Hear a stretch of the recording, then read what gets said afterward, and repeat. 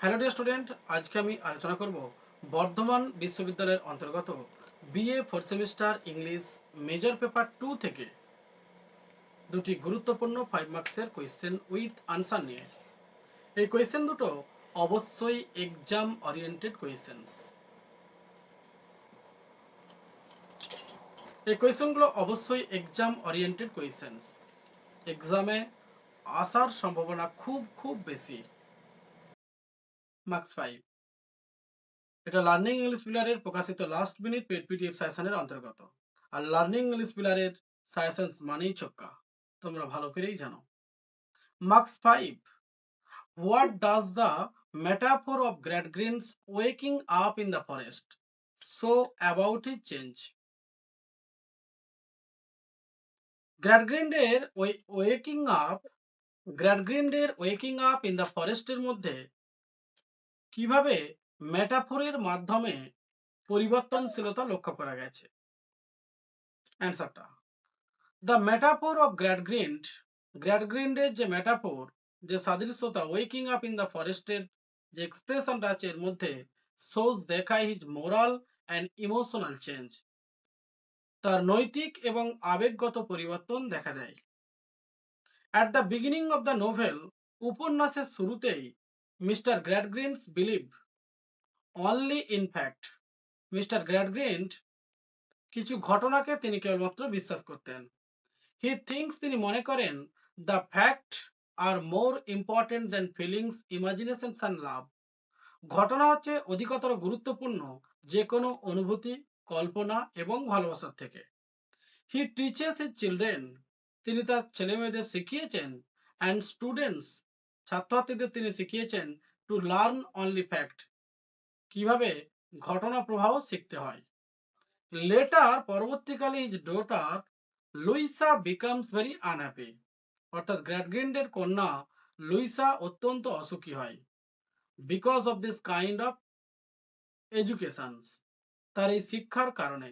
When, যখন she shares her pains, যখন Louisa তার যন্ত্রণার কথা শেয়ার করে উইথ আর ফাদার গ্রেটগ্রিন্ড, তার পিতা গ্রেটগ্রিন্ডের সাথে, আন্ডারস্ট্যান্ড, বোঝে, that he has made a big mistake, তিনি একটা বড় ভুল করেছেন। হি রিয়েলাইজেস, তিনি বুঝতে পেরেছেন, the fact alone can not make a person happy, পরবর্তীকালে গ্রেটগ্রিন বুঝতে পারেন যে কোনো ঘটনা শুধুমাত্র একজন ব্যক্তিকে সুখী করতে পারেন না। কার মাধ্যমে তিনি শিখলেন? তার কন্যার কাছ থেকে। চার্লস ডিকেন সেজ, ক্রিটিক্যাল কমেন্টে প্রবেশ করছে।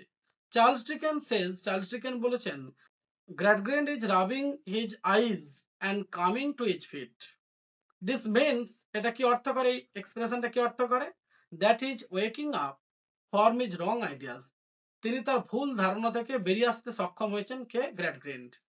হি স্টার্টস, তিনি শুরু করেছেন, টু সি, দেখাতে, দ্য ইম্পর্টেন্স অফ কাইন্ডনেস, দয়ালুতার গুরুত্ব, লাভ, ভালোবাসার গুরুত্ব, ইমাজিনেশন, কল্পনার গুরুত্ব, এন্ড হিউম্যান ফিলিংস, মানুষের যে অনুভূতি, সেই অনুভূতির প্রতি তিনি গুরুত্ব দিতে শুরু করেছেন। দিস মেটাফর শোজ, মানে এই পরিবর্তনশীলতা, অর্থাৎ একজন ব্যক্তি শুধুমাত্র যে ঘটনার উপর নির্ভর করত, আজকে সে তার কন্যার কাছ থেকে শিখতে পেরেছে যে জীবনে সে কি কি ভুল করেছে।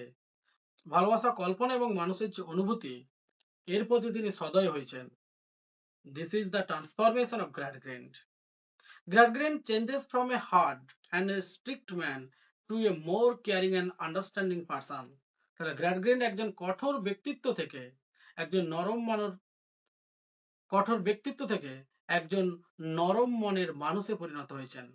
Charles Dickens uses this change, Charles Dickens এই পরিবর্তনশীলতাকেই ব্যবহার করেছে, টু টিচ, শেখাতে, that a good life needs both fact and emotion, একটা ভালো জীবনের দুটো জিনিসই প্রয়োজন, ফ্যাক্টও প্রয়োজন, আবার ইমোশনও প্রয়োজন। This is Gradgrind's true moral awakening, এটাই হচ্ছে গ্রেটগ্রিন্ডের সত্যিকারের নৈতিক সচেতনতা। Question number 2. She was the second wife of Mr. Bounderby. How does this remark reveal Mrs. Perceived bitterness and wounded pride in her times? অর্থাৎ, she was the second wife of Mr. Bounderby, এটা textual line. How does this remark, কিভাবে এই মন্তব্যটা reveal প্রকাশ করেছে Mrs Sparsit's bitterness, Mrs পার্সিটের তিক্ততাকে, and wounded pride in her times. অ্যান্সারটা, in her times the remark she was the second wife of Mr. Bounderby shows Mrs. Parsett's jealousy, bitterness and wounded pride। অর্থাৎ এই এক্সপ্রেশনটা প্রমাণ করে Mrs পার্সিটের যে হিংসা, তিক্ততা এবং তার যে অহংকার। Mrs Sparsit comes from a rich and noble family, অর্থাৎ মিসেস পার্সিট একটা ধনী এবং মহৎ পরিবার থেকে উঠে আসা মহিলা।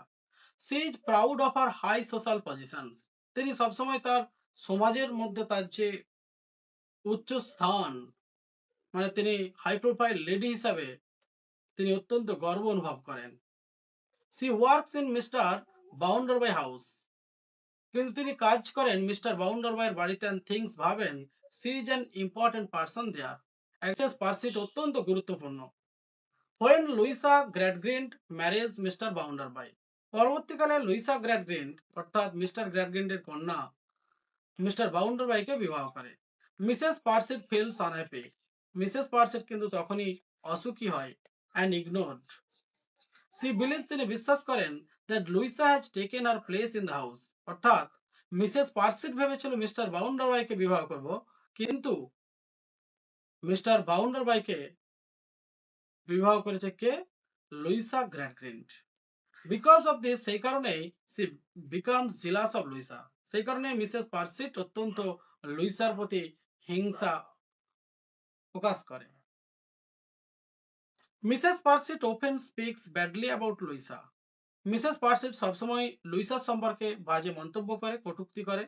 সিক্রেটলি ওয়াচেস হার, এবং গোপনভাবে লুইসাকে লক্ষ্যও রাখে। সি হোপস, তিনি আশা করেন that Louisa will make a mistake, Louisa যখনই একটা ভুল করবে, দিস শোজ, এটাই প্রমাণ করে দিবে that she can not accept, তিনি গ্রহণ করতে পারেননি losing her importance and respect, তার হারিয়ে যাওয়ার যে মানে লসিং, হারানো তার যে গুরুত্ব এবং শ্রদ্ধা।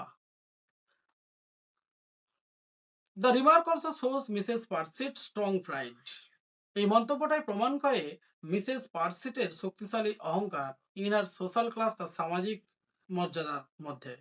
সি ফিলস, তিনি অনুভব করেন দ্যাট লুইসা ডাজন্ট ডিজার্ভ, লুইসার এটা প্রাপ্য নয় such a high position.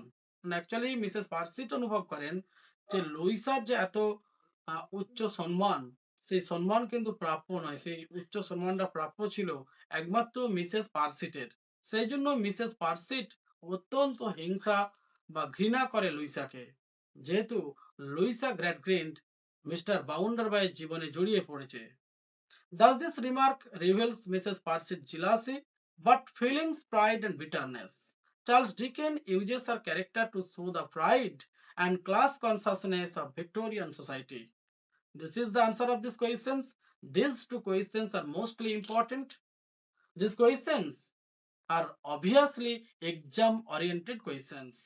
These questions, one of these two questions, one questions may come. So you will watch this video. I hope that if you avoid this video, make a great mistake. You will be frustrated. You will feel the frustrations in your exam hall if you don't watch this video. Thank you, dear student. পরিশেষে একটা কথা বলে রাখি, যে সমস্ত ছাত্রছাত্রী ভাবছো এই 2.5-3 মাস সময়ের মধ্যে সম্পূর্ণ সিলেবাস কভার করতে পারোনি, তাদের দুশ্চিন্তা বা হতাশার কোনো কারণ নেই। তাদের জন্য থাকছে লার্নিং ইংলিশ পিলারের প্রকাশিত last minute paid PDF sessions. 3টে পেপার, মেজর 1, মেজর 2, মেজর 3, এই 4th সেমিস্টারের 3টে পেপারেরই last minute paid PDF sessions সম্পূর্ণভাবে লার্নিং ইংলিশ পিলারের কাছে সংরক্ষিত আছে।